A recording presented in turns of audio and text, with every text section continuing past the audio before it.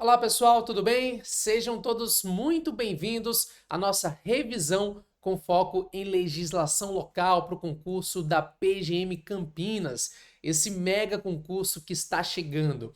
É com muita honra, com muita alegria que eu estou aqui mais uma vez no Revisão Ensino Jurídico para trazer alguns aspectos que eu acredito que estarão na sua prova. E é claro, podem ser um grande diferencial para que você alcance o ponto de corte e consiga se classificar bem aí nessa primeira etapa do concurso. Se você chegou até aqui e ainda não me conhece, eu quero me apresentar. Meu nome é Marcílio Ferreira, eu sou professor de legislação local e de direito constitucional, sou mentor para concursos de procuradorias há mais de 10 anos, sou também procurador do Estado e doutor em direito público. Você me encontra lá no Instagram, o @marciliofé, e no canal do YouTube também, @marciliofé. Tem vários conteúdos que eu produzi, inclusive para o concurso da PGM Campinas, que vale a pena aí revisar.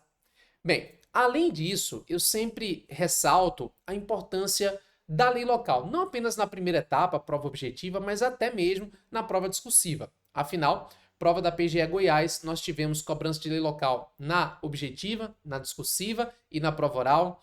Na prova da PGE do Paraná, também tivemos cobrança de lei local na objetiva e na discursiva, e na PGM de Aracaju também tivemos cobrança aí em todas as etapas do certame. Nesse concurso da PGM Campinas, eu acredito que não será diferente. Você vai se deparar com lei local na primeira etapa, até porque isso está no conteúdo programático, né, dentro ali de normas institucionais, mas você provavelmente também vai se deparar com a cobrança de lei local na prova discursiva. E a minha recomendação é que você procure desde já o nosso Vadmecum aqui, mini Vadmecum de legislação local para a PGM de Campinas. Um Vadmecum que tem um conjunto de leis locais, como, né, a lei orgânica, a lei da procuradoria, entre outras leis. As leis que estão ali no conteúdo programático. Da última vez que eu falei com a editora, restavam 20 unidades. Então, vale muito a pena olhar editora Ridel. Você pode, inclusive, aplicar o meu cupom Marcílio15, Marcílio meu nome 15, Marcílio 15, aplica lá, fica um pouquinho mais barato e vai te ajudar na segunda etapa desse concurso. Ok, meus queridos? Maravilha! Feitas essas explicações iniciais, vamos conversar um pouquinho sobre o que você encontra no conteúdo programático em si a respeito de lei local, né? Bem, o conteúdo programático, naquela parte que diz respeito às normas institucionais, indica a cobrança sobre os seguintes atos normativos. Lei Orgânica do Município de Campinas, que aparece com a indicação do artigo 84 ao artigo 88. Estrutura e organização da Procuradoria-Geral do Município, né, a Lei Complementar número 255, que é a lei orgânica da PGM, vai ser cobrada. E é até interessante, porque teve um julgado envolvendo essa lei que foi cobrado na discursiva da PGM de Aracaju. Olha que incrível, né? E eu acredito que vai cair de novo agora no concurso de vocês. Estatuto dos Funcionários Públicos do município de Campinas, Lei Municipal 1399, que basicamente aí é uma lei que está presente em todos os concursos de procuradorias, só que essa aí é um pouquinho antiga, né, 1955, então tem algumas disposições que talvez você não conheça tão bem. Procedimento e processo administrativo tributário municipal, né, a Lei 13.104. Lei de acesso à informação tem um decreto que regulamenta, que é o Decreto Municipal 22.170. Lei Geral de Proteção de Dados, LGPD, regulamentada pelo Decreto Municipal 21.903, né? Temos ainda uma instrução normativa que trata da tomada de contas especial, que é a instrução normativa do TCU 98/2024, e o Guia Lilás, com orientações para a prevenção e enfrentamento ao assédio moral e sexual e à discriminação no governo federal. Evidentemente que não daria tempo em uma hora de falar sobre tudo isso. E a minha recomendação é que você complemente essa aula de agora com alguns vídeos que eu fiz lá no meu canal. Eu fiz, por exemplo, um vídeo de mais ou menos 30 minutos explicando o que pode ser cobrado no concurso de vocês sobre Guia Lilás. Tive também um vídeo falando sobre 10 julgados envolvendo Campinas, que podem ser objeto de inspiração para as questões, como aconteceu na PGM de Aracaju.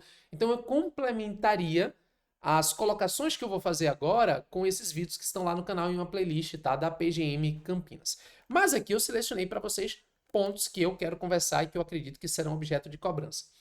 Primeiro ponto, o conteúdo programático indica a cobrança da lei orgânica do município de Campinas, só que delimita para o artigo 86 ao artigo 88. Esses são dispositivos que tratam sobre a advocacia pública, ou seja, sobre a procuradoria. Então, esse ponto, na minha visão, tem um bom custo-benefício, porque são poucos artigos, você vai ler rapidamente, e eu acredito que vai haver uma cobrança. Poxa, Marcília, mas o que eles irão cobrar? Bem, é claro que são poucos artigos, né? Eu acho que nem precisa de tanto direcionamento, mas na minha visão, para uma prova objetiva, em que você normalmente está cobrando ali alternativas, né? Tentando testar o candidato, o mais interessante para a cobrança diz respeito ao Conselho Superior da Procuradoria, que tem uma composição, aí pode ser objeto de uma questão objetiva para tentar confundir o candidato, alguma coisa nesse sentido. Por isso, a minha dica vai para o artigo 86, que trata do Conselho Superior, que é um órgão de direção da Procuradoria-Geral do município de Campinas, e é composto aí por 5 membros. Um órgão que tem essa função de orientar juridicamente a administração e administrar a instituição, funcionando como instância máxima de deliberação interna. Quando você vai na composição desse órgão no âmbito da lei orgânica, você vai encontrar então aqui os seus integrantes. Quem são esses integrantes? Primeiro, você tem o procurador-geral do município, que sempre integra aí o Conselho Superior, inclusive exercendo a presidência. E aqui não é diferente. O procurador-geral do município ocupa a presidência do conselho e é nomeado livremente pelo prefeito dentre os integrantes da carreira de procurador municipal. Aqui tem uma informação importante. Qual é essa informação?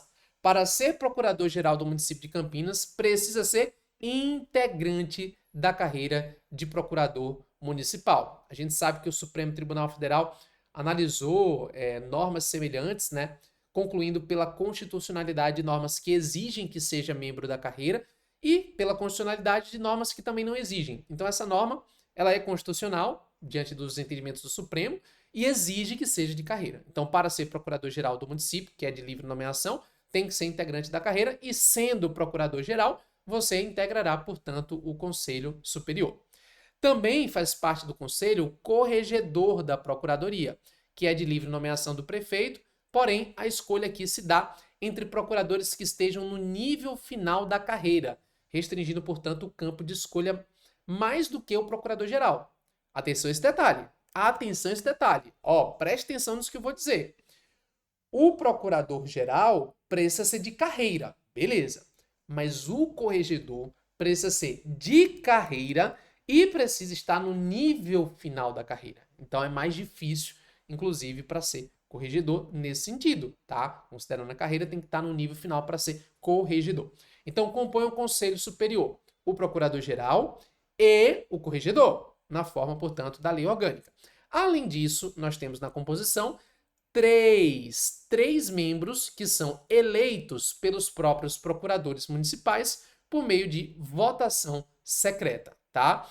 Esses elegíveis, né, essas pessoas que podem ser eleitas, devem pertencer aos 2 níveis finais da carreira, né, valorizando, portanto, a experiência. E esses 3 dos 5 membros, né, que são eleitos, eles exercem um mandato de 2 anos, sendo permitida uma única reeleição, né, limitando, portanto, a perpetuação no cargo. Veja que ponto importante, pessoal. 3 membros eleitos, que devem ser dos 2 níveis finais da carreira, com mandato de 2 anos com uma reeleição. Mas, Marcílio, e qual o mandato do procurador-geral? Qual o mandato do corregedor? Gente, não faz sentido, tá? Procurador-geral e corregedor são membros natos. Enquanto forem procurador-geral e corregedor, serão membros do Conselho Superior da Procuradoria. Tranquilo?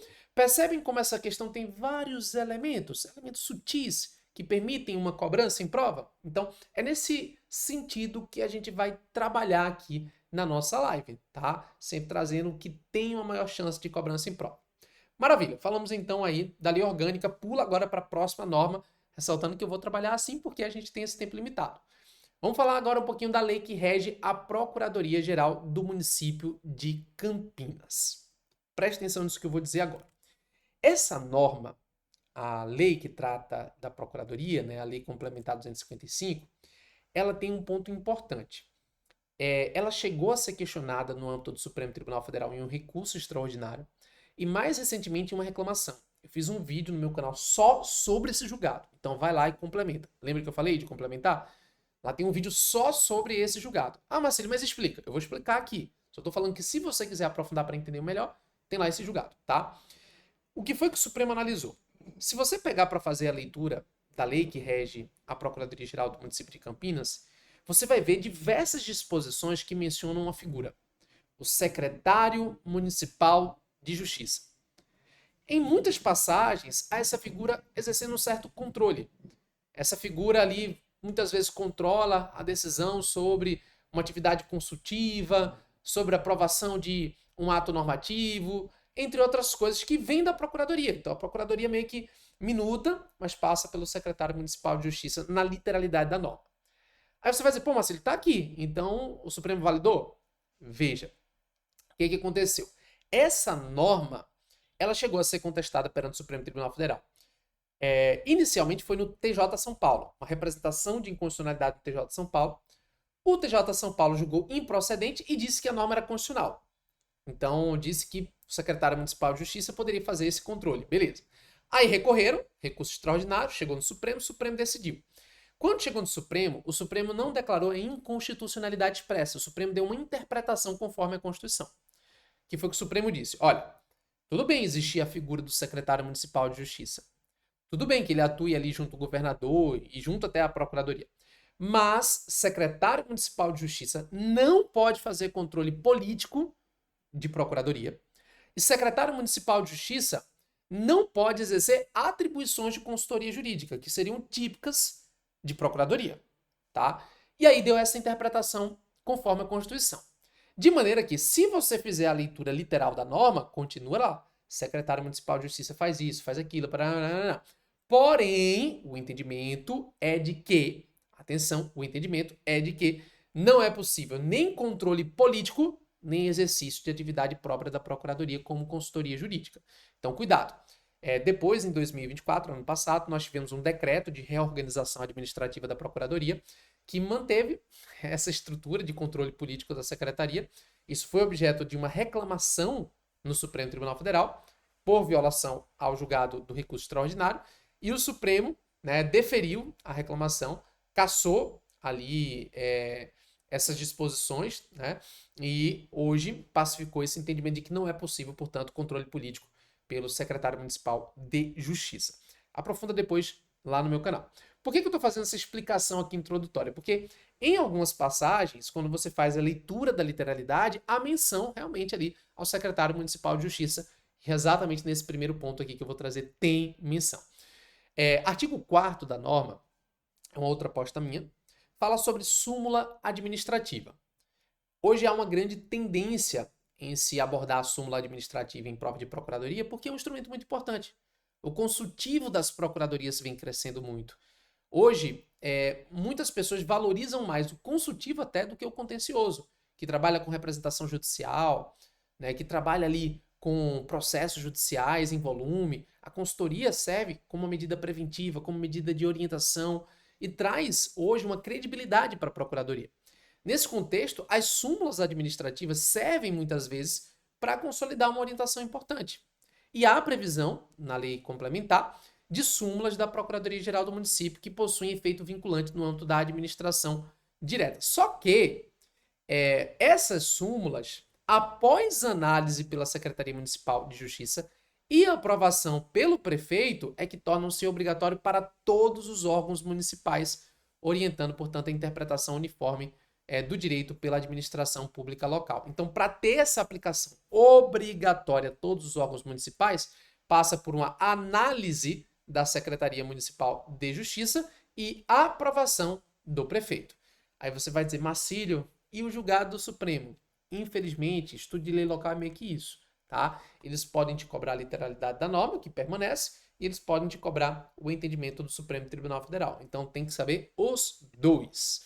Procedimento para revisão das súmulas. A revisão pode ser desencadeada por meio de iniciativa do prefeito, de forma direta, ou por solicitação fundamentada dirigida ao prefeito de autoria dos secretários municipais ou do procurador-geral do município, tá? Então, essa parte aí da súmula, na minha visão, é uma excelente pedida para a prova. Tá gostando? Depois me dá um feedback também no meu Instagram. É muito importante para mim, principalmente nessa reta final, a gente interagir. Eu vou fazer um guiazinho também lá no meu Instagram, no YouTube, um guia com dicas finais, né? De lei local, eu sempre forneço esse material, então me acompanha aí, tá? Outro ponto importante, vamos lá. Eu acho que é legal ter em mente, por mais que você já tenha uma ideia, eu acho que é legal ter em mente a diferença de algumas questões relacionadas a essas três autoridades: o procurador-geral, o procurador-geral adjunto e o corregedor-geral, né? Nesse comparativo que a gente, inclusive, mencionou com base na lei orgânica e que na lei da procuradoria se repete. Procurador-geral é chefe máximo da procuradoria, exerce ali direção, é nomeado livremente pelo prefeito, mas deve ser integrante da carreira de procurador municipal. Procurador-geral adjunto, que tem na lei da procuradoria. O procurador-geral adjunto, ele atua como auxiliar direto do procurador-geral, podendo substituir em caso de urgência, ou melhor, de ausência, e pode desempenhar outras atribuições definidas internamente. É designado pelo prefeito em cargo em comissão dentre membros estáveis da carreira. Aqui, ó, olha que importante, tem um requisito a mais, né? Não basta ser membro da carreira, tem que ser membro da carreira estável, tá? Então tem que ser um membro estável de carreira de procurador do município para ser procurador-geral adjunto. E aí lembrar do corregedor, que tem a responsabilidade ali de apurar infrações e tudo mais, e o corregedor-geral preside a Corregedoria Geral do município, né, ali, é de livre nomeação do prefeito, mas é limitada aos integrantes do nível final da carreira, né? A gente já viu isso com base no estatuto aí da Procuradoria. Beleza, ó, tem um ponto aqui que é polêmico, de certa maneira um pouquinho até problemático, mas eu acho que é importante a gente mencionar, tá? E dizer que tem grande chance de cobrança em prova. Que ponto é esse, Marcílio? Honorários advocatícios, né? Todo mundo gosta desse assunto, todo mundo quer saber. Ganha quanto, não sei o quê. E eu acho que é importante, né? Eu gosto muito de buscar as informações, por exemplo, sempre faço pedido de acesso à informação. Tem um vídeo lá no meu Instagram em que eu comentei, inclusive, né, os valores que os procuradores do município de Campinas ganham no teto.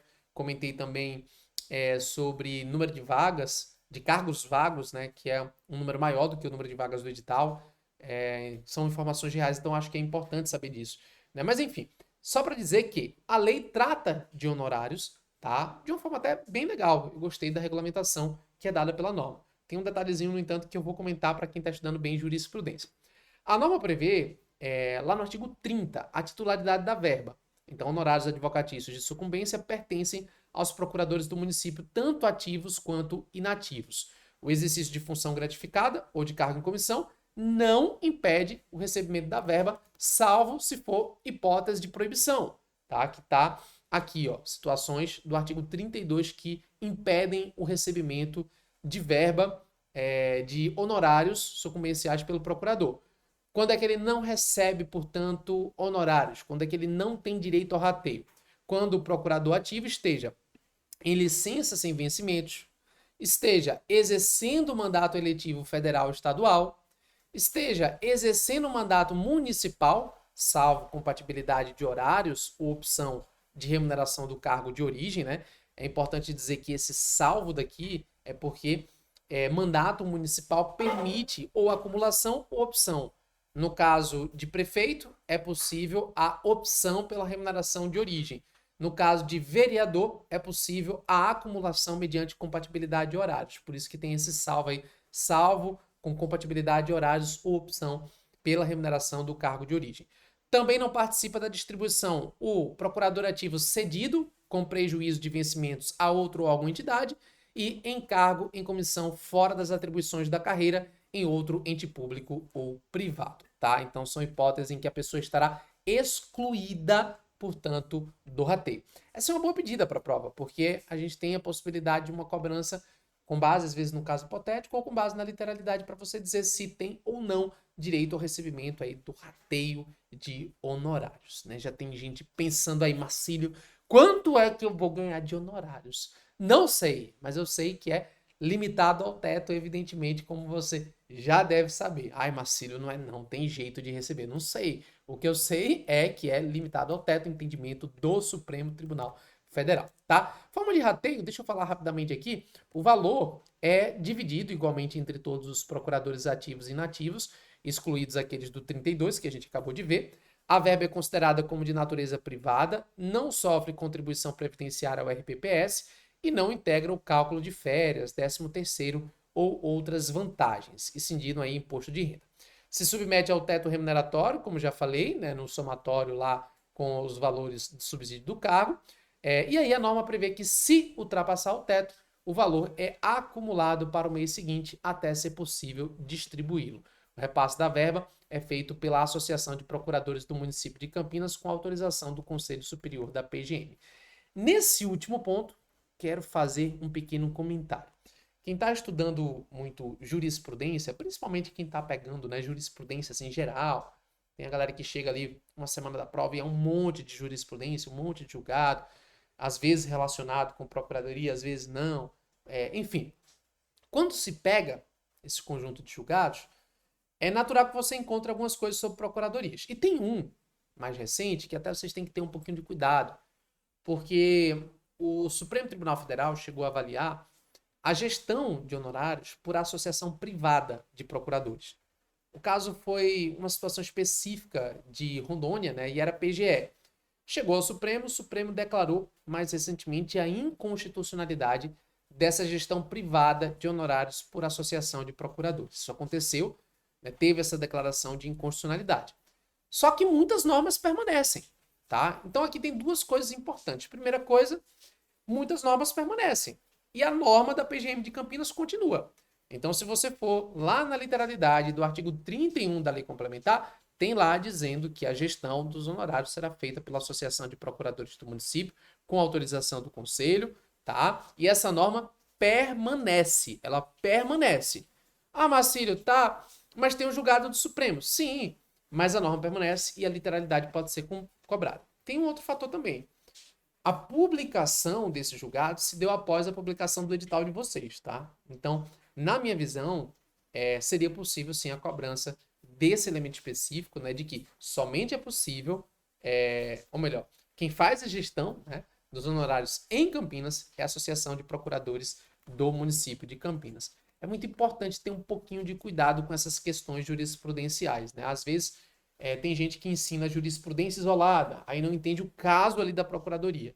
E isso acaba sendo um grande problema. O meu trabalho hoje, eu tenho me dedicado muito a isso, né?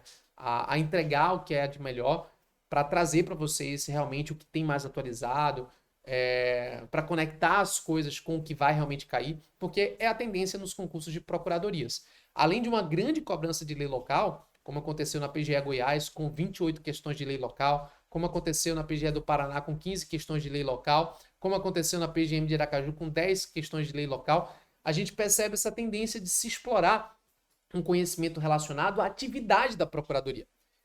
Na discussiva da PGM de Aracaju, a peça cobrou, por exemplo, um caso real enfrentado pela municipalidade. E eu acredito que não será diferente aqui. Então, essa conexão ela é fundamental hoje para quem quer passar em concurso de procuradoria. Não adianta mais somente o geral. Pega lá um conjunto de informativos e lê. Tem que entender um pouquinho mais para conseguir aprovação no concurso, né? Eu tenho trabalhado muito com foco nisso. Só um detalhe, tem uma norma que é meio estranha, sabe? E eu acho que ela pode ser cobrada na prova de vocês. Eu me refiro aqui a uma vedação ao patrocínio de causas após a inatividade, artigo 33. Olha que interessante. Esse dispositivo prevê que o procurador que se aposentar ou se exonerar não poderá patrocinar causas contra o município por 2 anos. Olha que interessante, né? Parece um pouco com aquele período de quarentena que existe para a magistratura. Né? Lá no artigo 93, salvo engano, da Constituição Federal, no parágrafo único tem as vedações da magistratura e tem lá que ele não pode, né, exercer advocacia contra o tribunal, o qual se afastou 3 anos e tal. Aqui parece meio que isso. Só que eu tenho dúvida, gente. Sendo muito sincero, eu tenho dúvida sobre a constitucionalidade desse dispositivo. Eu não sei em que medida uma lei municipal poderia prever aqui uma regra para, após a extinção do vínculo, a pessoa estar proibida de exercer a advocacia contra o município. Tudo bem durante o vínculo, mas após, eu tenho sérias dúvidas sobre a constitucionalidade desse dispositivo. Porém, para a prova, você vai levar exatamente isso aqui. Tá? Não pode patrocinar causas contra o município por 2 anos. Após esse prazo, pode advogar? Pode. Só que aí, nessa hipótese, o procurador não faz jus à verba honorária nos processos em que ele atuar em desfavor do município. Então, se ele tiver num processo contra o município de Campinas, ele não fará jus, portanto, ao respectivo rateio. Ok? Faz sentido, galera? Isso que a gente está vendo? Faz sentido aí? Tem lógica para você nessa abordagem? Comenta para mim, fala comigo lá no meu Instagram, o @marciliofé. Vai ser uma honra receber a sua mensagem e poder também interagir aí da melhor maneira possível. Ok, meus queridos? Ressaltando que eu estou aqui passando por tópicos que eu selecionei para conversar com vocês, né? Tópicos que, na minha visão, merecem um destaque especial, mas ressalto, primeiro, a importância da leitura da lei seca, minimamente do guia estratégico que eu vou soltar posteriormente lá no meu Instagram, e complementar com os vídeos lá do meu canal. Acho que é fundamental para você chegar a 100% aí nessa prova, ok? Vamos agora para o Estatuto dos Servidores Públicos do município de Campinas. Eu acredito mesmo na cobrança dessa norma, né? Logo no iniciozinho do concurso, eu fiz um levantamento, fui atrás para ver a quantidade de questões cobrando lei local em concursos do município de Campinas, né? E, sem sombra de dúvidas, a lei mais cobrada é essa. Marcílio, por quê? Né? Porque é uma lei que dá para cobrar em todo concurso. Diferente, por exemplo, da lei da PGM Campinas, que não faz sentido cobrar, sei lá, num concurso de guarda municipal. Faz sentido, sabe? É uma lei que vai cobrar só no concurso da PGM Campinas. Agora, lei de servidores não. É uma lei que dá para cobrar em todo tipo de concurso, sabe? Então faz muito sentido que você encontre mais questões sobre o Estatuto dos Servidores. Só que aqui tem um outro fator também. Essa lei é muito antiga. Se você observar aqui, ó, uma lei de 1955, portanto anterior à Constituição de 88. E tem várias disposições que são diferentes da lei que você tradicionalmente está acostumado a estudar. Que lei é essa? A Lei 8.112. Quem normalmente estudou agentes públicos no livro, no manual, alguma coisa padrão, vai aprender aquilo que é batido, Lei 8.112. Cada vez mais esse conteúdo batido, ele não está sendo suficiente para concurso de procuradoria.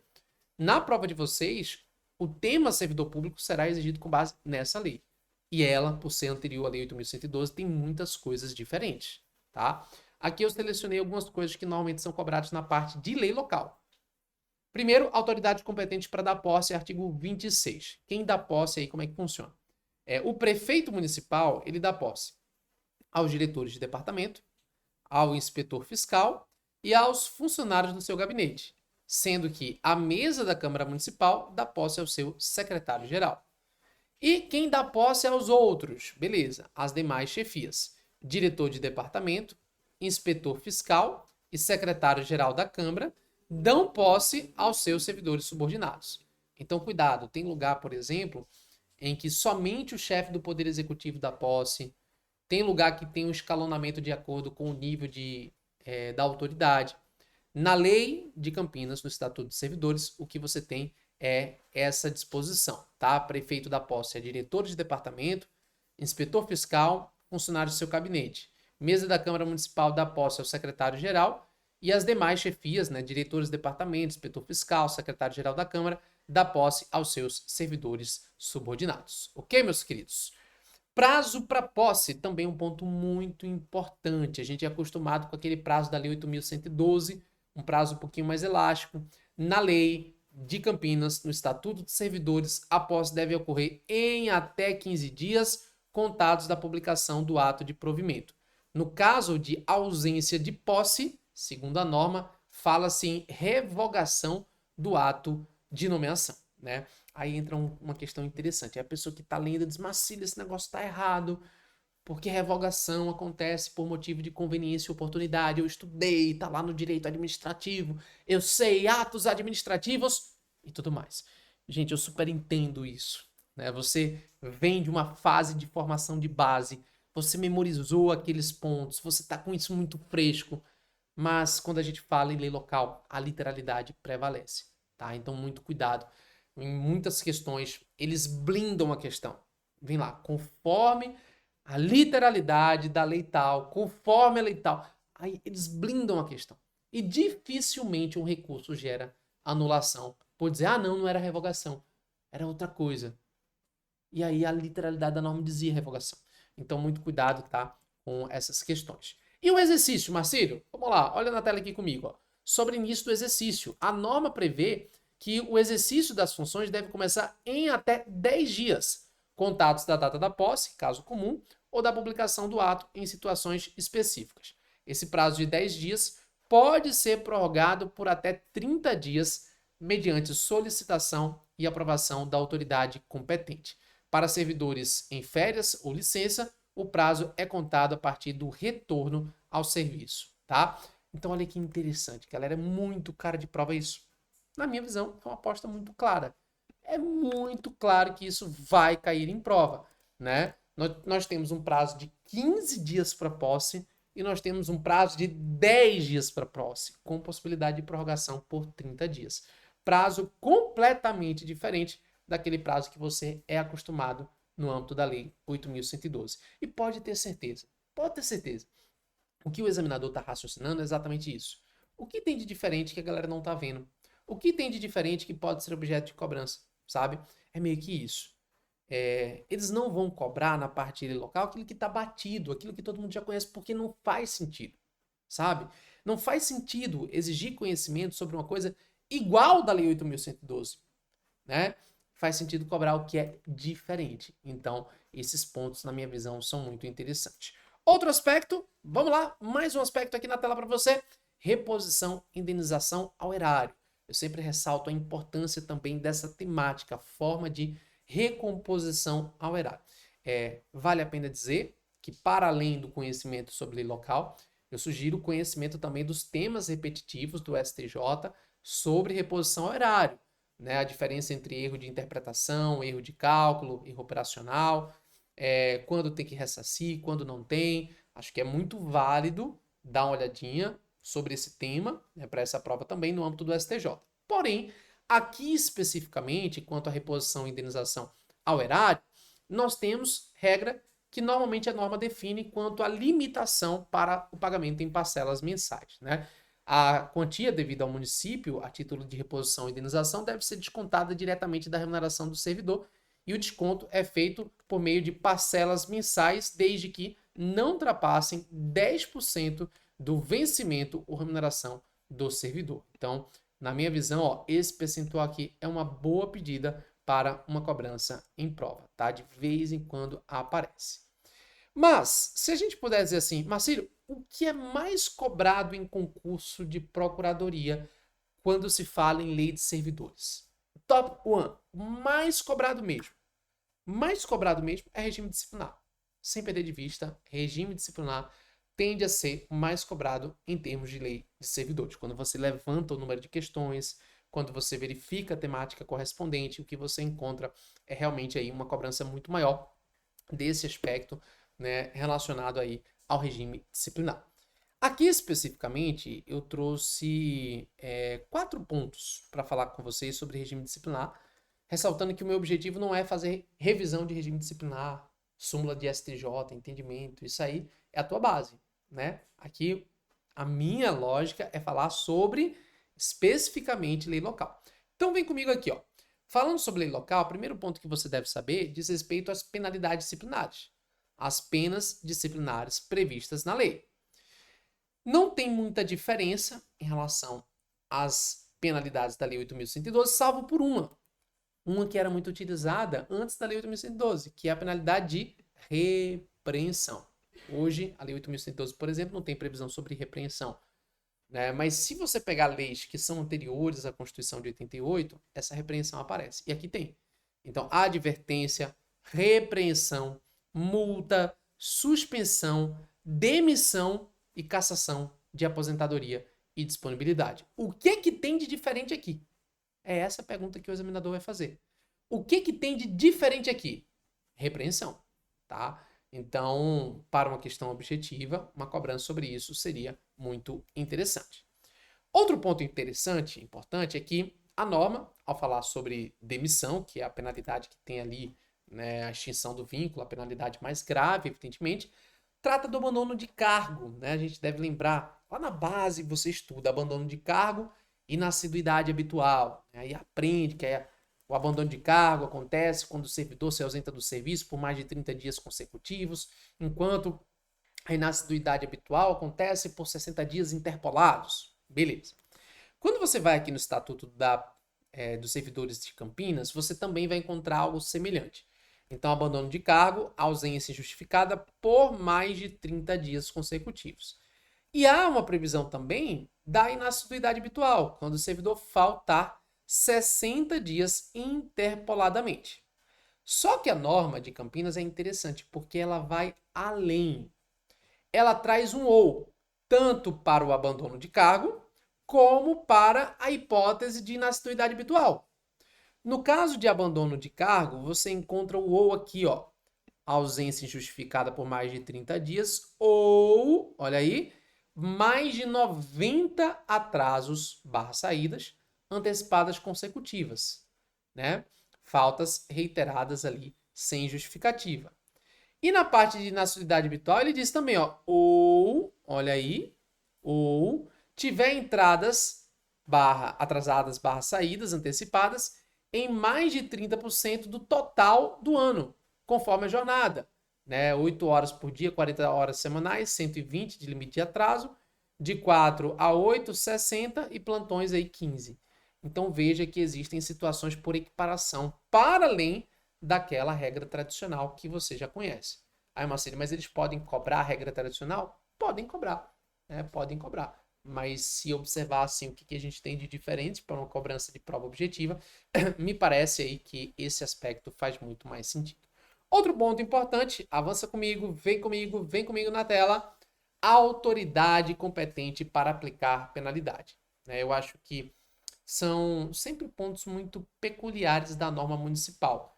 Quem tem competência para dar posse, que é para fazer o vínculo, a gente viu, e quem tem competência para aplicar penalidade.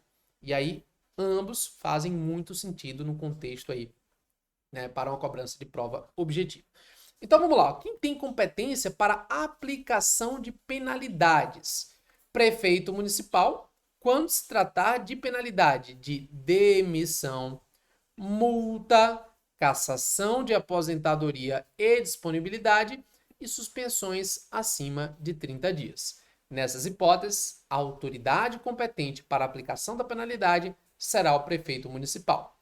De outro lado, o diretor de departamento e inspetor fiscal terá competência para aplicar advertência, repreensão, multa e suspensão de até 30 dias, ou seja, penalidades que são mais leves.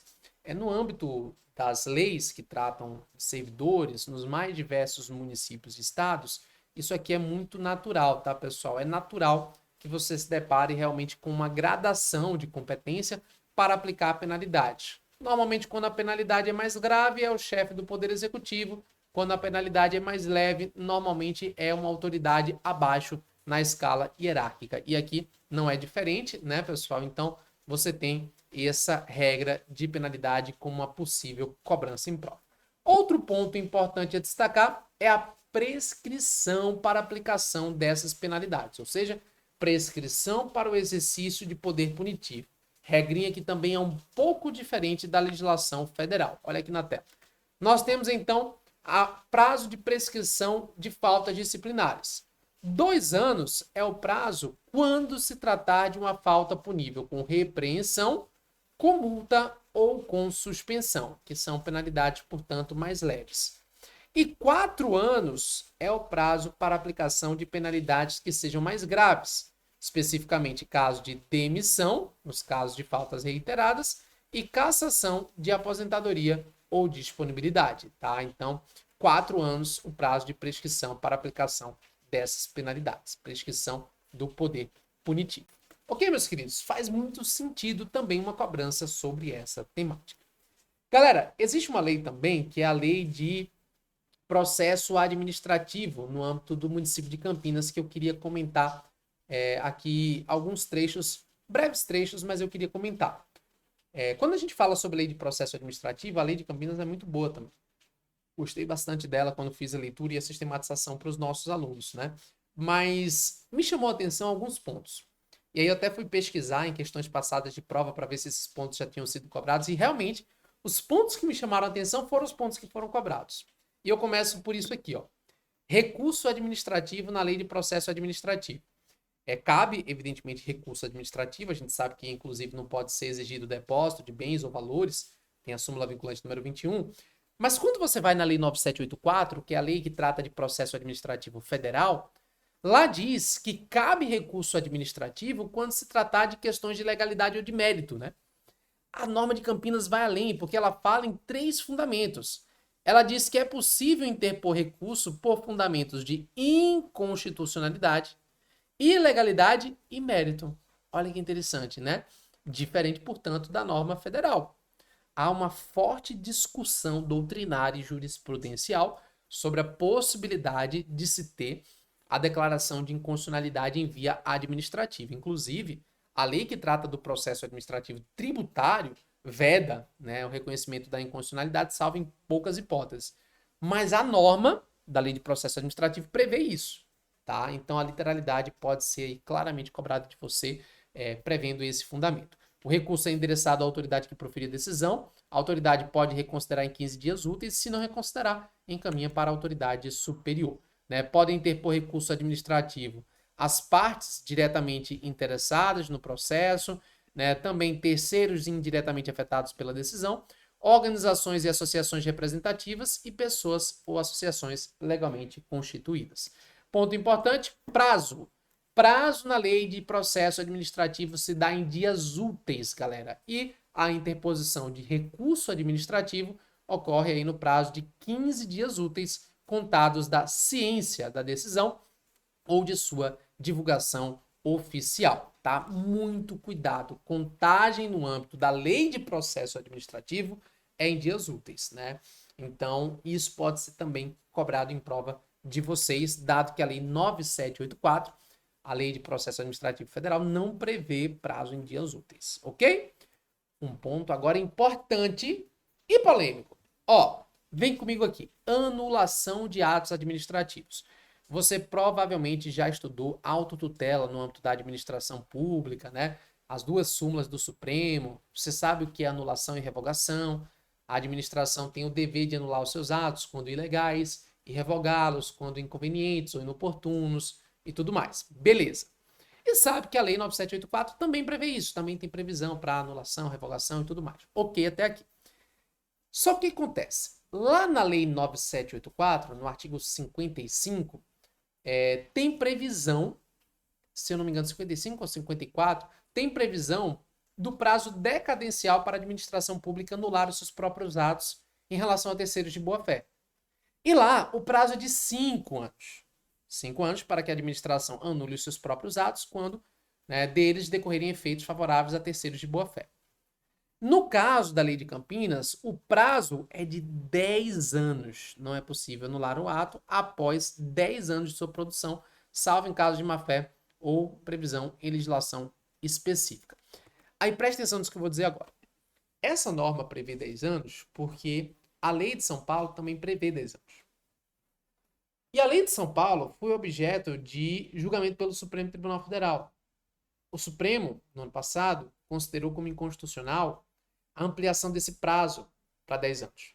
Porque o Supremo entendeu que, nesse caso, o prazo deve ser uniforme para os estados para garantir segurança jurídica. Então, o prazo para anular os seus próprios atos é de 5 anos. Só que isso foi com base na Lei de São Paulo, não na de Campinas, tá? Então, o que eu penso? A banca, em tese, poderia cobrar, embora eu particularmente não ache nem um pouco razoável, mas a banca, em tese, poderia cobrar conhecimento aí sobre o que está na lei local. A lei local prevê o prazo de 10 anos que está projetado aqui para você. Mas, cuidado, se cobrarem de você conhecimento sobre entendimento do Supremo, o Supremo entendeu que o prazo tem que ser de 5 anos, prazo decadencial, para anular os atos, tá, pessoal? Ressaltando aí que se for uma irregularidade, simples irregularidade não anula e pode aí ser convalidável. Se for convalidável o ato, não há que se fazer anulação, tá? A convalidação tem previsão em relação a vício de competência, desde que não seja indelegável, vício formal, quando puder ser suprido por modo eficaz, e não se admite convalidação se gerar prejuízo à administração ou se o ato for impugnado formalmente, ressaltando que toda convalidação exige ato motivado com a indicação clara das razões pelas quais essa convalidação está ocorrendo. Tranquilo? Era esse ponto que eu queria tratar aí na lei de processo administrativo. Bora em outra lei agora? Lei de processo administrativo tributário. Vai cair. Certeza, vai cair a lei de processo administrativo tributário no âmbito do município de Campinas. Tem vários pontos que eu gostaria de tratar aqui, mas selecionei, é claro, aqueles mais importantes também. Começando aqui por uma diferença que pode ser muito sutil, mas nem todo mundo conhece. A diferença entre procedimento e processo administrativo tributário, tá? Marcílio, não é a mesma coisa, não? Não, a lei faz uma diferenciação.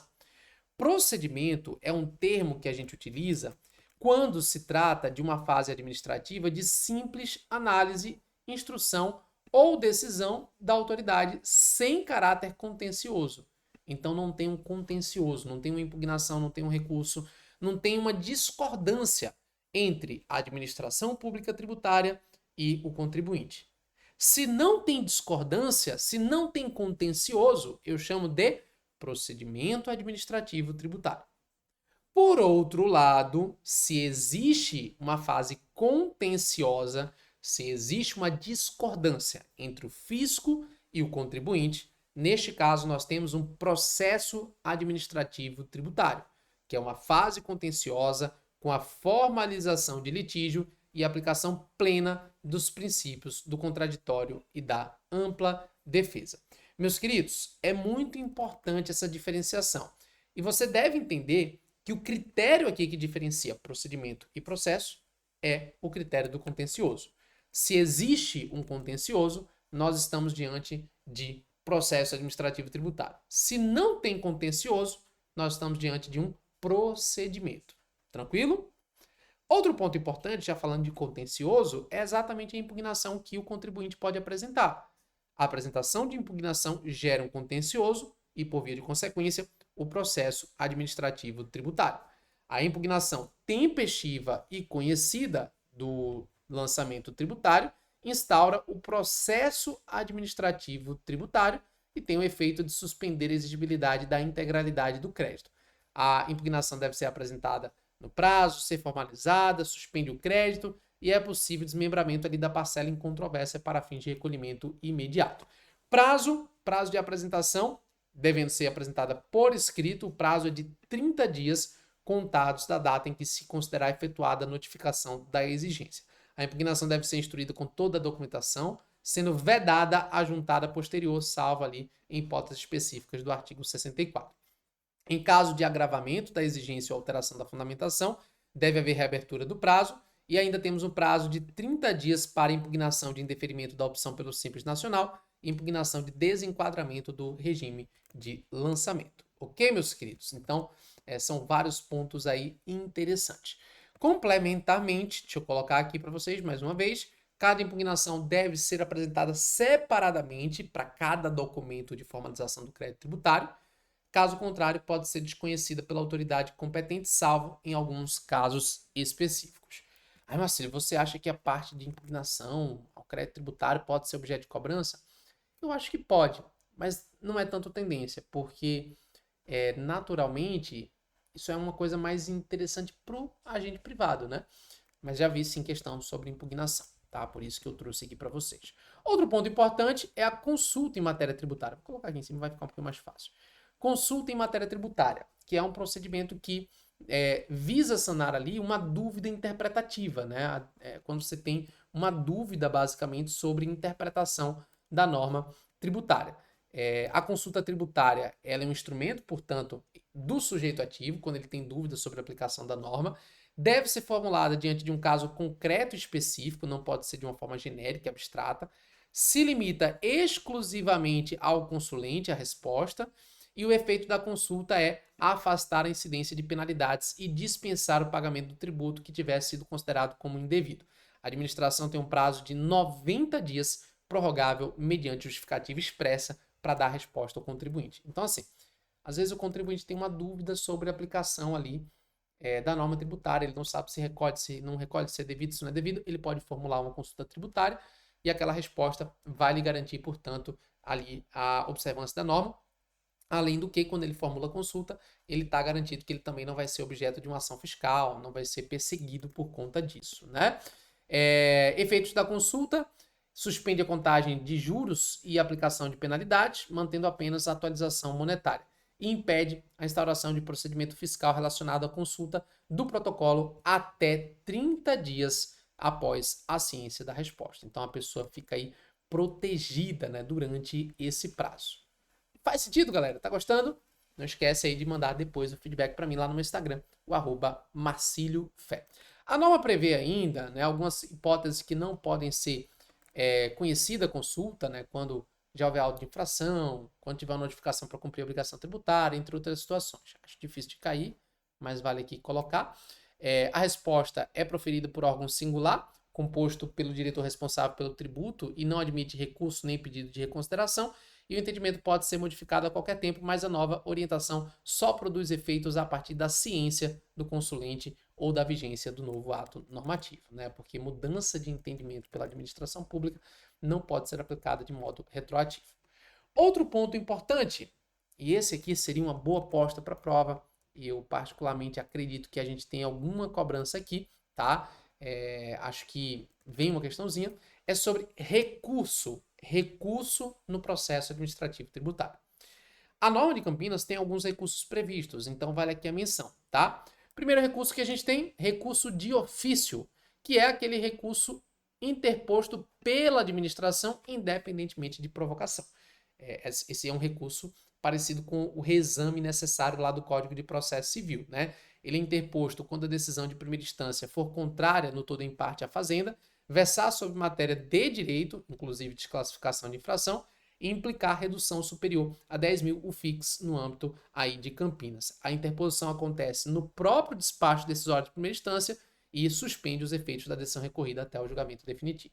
Então, o próprio despacho decisório já registra que é o caso e apresenta o encaminhamento do feito para fins de recurso de ofício. Então, é um recurso de interesse mais da administração pública do que do contribuinte. O recurso que regularmente o contribuinte apresenta é o chamado recurso voluntário, que é interposto pelo sujeito passivo ou seu representante legal no prazo de 30 dias da notificação da decisão de primeira instância, né? Quando tem ali, por exemplo, decisão de reconhecimento administrativo de imunidade, isenção, não incidência, impugnações ao lançamento e assim por diante, né? A Junta de Recursos Tributários analisa a admissibilidade, se for admitido, encaminha o processo ao Departamento de Receita para manifestação em contraditório e posteriormente para o respectivo julgamento. Então, recurso voluntário é o recurso apresentado normalmente pelo contribuinte visando desfazer essa decisão de primeira instância. Além do recurso de ofício, além do recurso voluntário, você tem também recurso de revisão, artigo 77, olha aí. Quando é que cabe esse recurso de revisão? Quando há divergência entre acórdãos proferidos por câmaras diferentes ou por reunião plenária, e apenas se o acórdão paradigma estiver transitado em julgado e houver identidade fática e jurídica entre os casos comparados. O recurso é interposto em até 30 dias da notificação do acórdão recorrido e dirigido ao presidente da Junta de Recursos Tributários. Deve ser acompanhado do extrato da decisão paradigma, com o cotejo analítico e a fundamentação jurídica da divergência, sob pena de rejeição liminar. Pode ser interposto tanto pelo sujeito passivo como pela representação fiscal, e há previsão aí de contrarrazões no prazo de 60 dias, conforme a parte recorrente. E temos um recurso extraordinário. Não é aquele recurso extraordinário que você conhece lá da Constituição, do artigo 102, inciso 3. É um recurso extraordinário do processo administrativo tributário, tá? Então, nós temos aqui artigo 80. Esse recurso é cabível apenas pela representação fiscal, tá? Então, o contribuinte não apresenta, apenas a representação fiscal pode apresentar. Quando? Quando o acórdão de segunda instância for não unânime e contrário à evidência dos autos, e aí apresente-se esse recurso no prazo de 60 dias após a publicação do acórdão. Abre-se 60 dias para contrarrazões e o julgamento é realizado em reunião plenária, sendo que a ausência de demonstração dessa contrariedade às provas dos autos leva à rejeição liminar sem possibilidade de reconsideração. Então é como se fosse um último recurso que o fisco tem para poder se valer aí no âmbito desse processo administrativo fiscal. O último ponto sobre o PAT, que eu queria destacar aqui, né, sobre o processo administrativo tributário, é a questão da declaração de inconstitucionalidade, ou seja, o controle de constitucionalidade em processo administrativo tributário. Pode ou não pode? Tem regra específica, olha aí.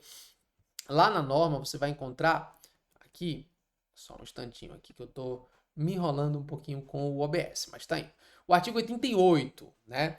Ele prevê que o julgamento de processos no âmbito da administração tributária municipal não admite o afastamento da aplicação de lei com fundamento em inconstitucionalidade, ressalvadas 3 hipóteses.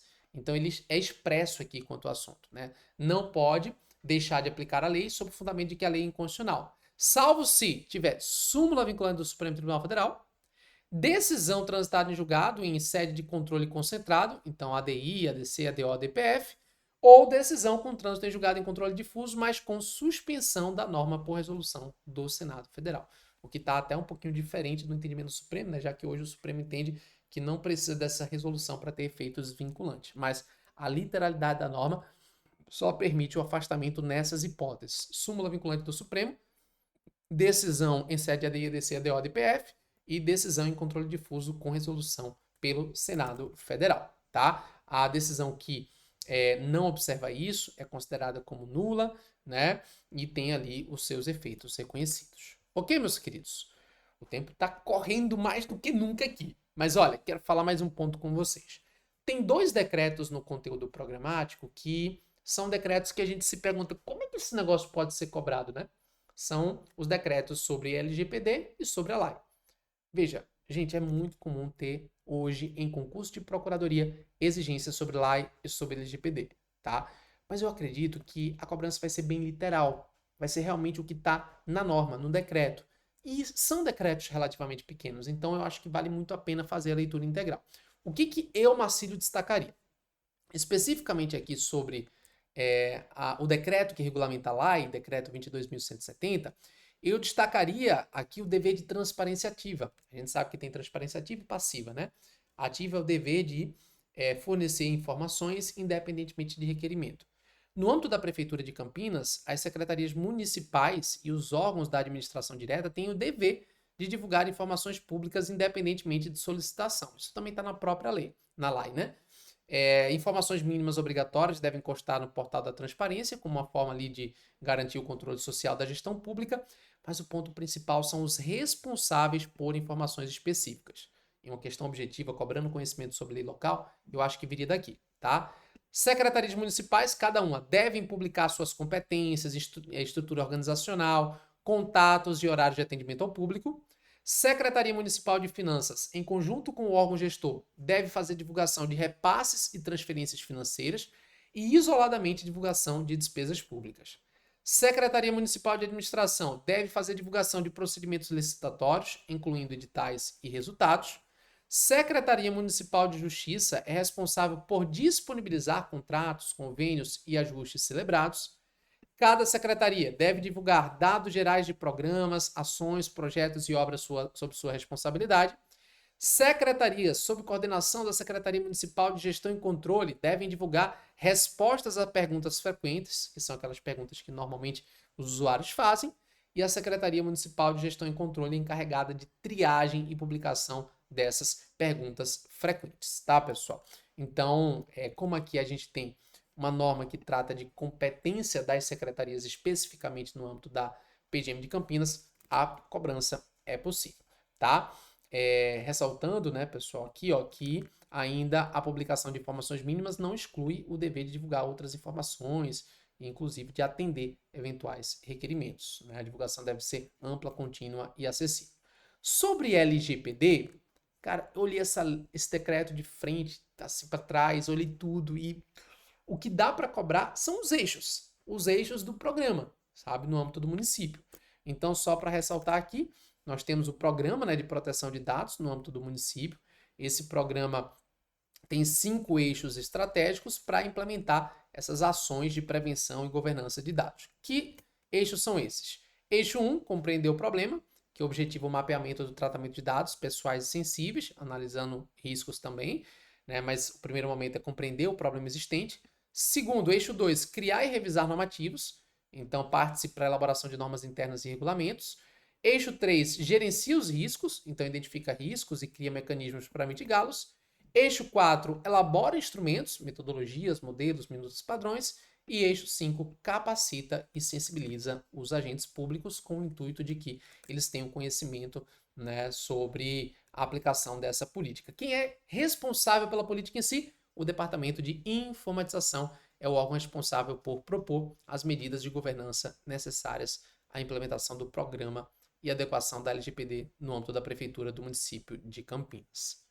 Ufa, deu uma hora, mas eu consegui falar sobre a maior parte aí dos aspectos, né? E tenho muito a agradecer mais uma vez por estar participando aqui do Revisão, né? Fazendo essa revisão para a PGM Campinas. Galera, quero convidar todos vocês a assistirem os vídeos complementares que estão no meu canal, tem uma playlist lá, PGM Campinas, e a conhecerem também o VADMECUM de lei local, mini VADMECUM de lei local da PGM Campinas, um importante instrumento tanto na primeira fase como na discursiva.